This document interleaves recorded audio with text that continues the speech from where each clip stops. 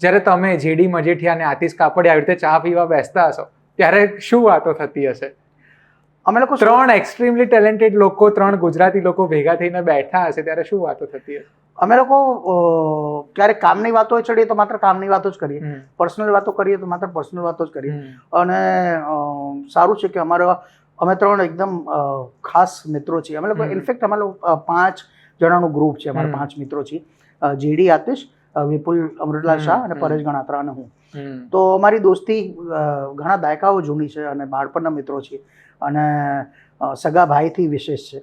તો અને જેડી, આતિશ અને હું અમે 3 જણાએ સાથે ઘણું કામ કર્યું અને મોટેભાગે અમે જે કામ કર્યું એ લોકોએ માત્ર એટલે માસીસમાં પણ વખણાયું અને ક્લાસીસમાં પણ વખણાયું, જે બહુ રેર હોય છે. અને એક જુદા જ પ્રકારના કલ્ટ શોઝ બનાવ્યા, કલ્ટ કેરેક્ટર્સ ક્રિએટ કર્યા.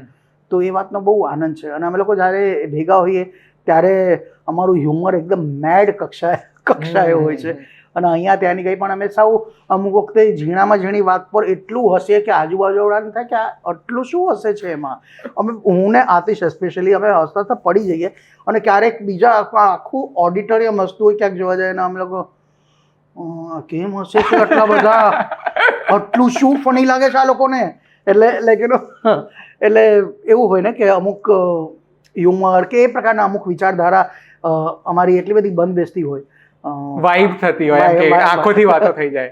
કરેક્ટ. અને અમે પાંચે એકબીજા પાસેથી ઘણું બધું શીખ્યા, એકબીજાને સપોર્ટ કરીએ પર્સનલી, પ્રોફેશનલી, એકબીજાનો હાથ ઝાલીને રાખીએ.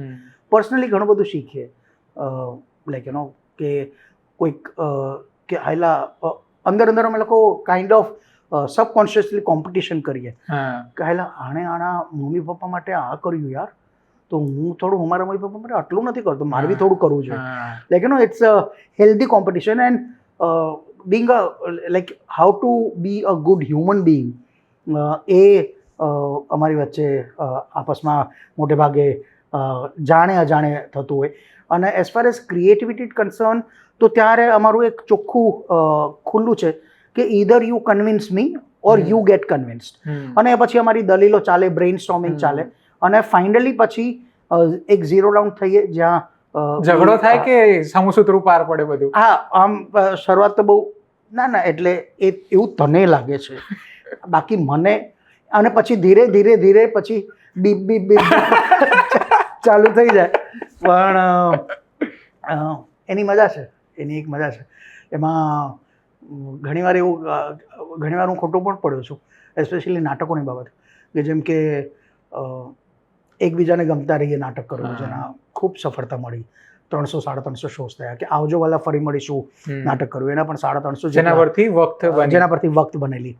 તો એ બંને નાટકો વખતે મને જ્યારે પહેલી વાર આતિશે સંભળાવેલું ત્યારે સાવ બહુ ચાલુ છે, કેન્સર છે ફાધરને, એને કેટલું ક્લીશે છે, આવું કંઈ કરાય નહીં આતિશ, આવું ન કરાય. અને પછી તો એવું થઈ ગયેલું, આ દેવેનને નથી ગમ્યું તો આ ચાલશે.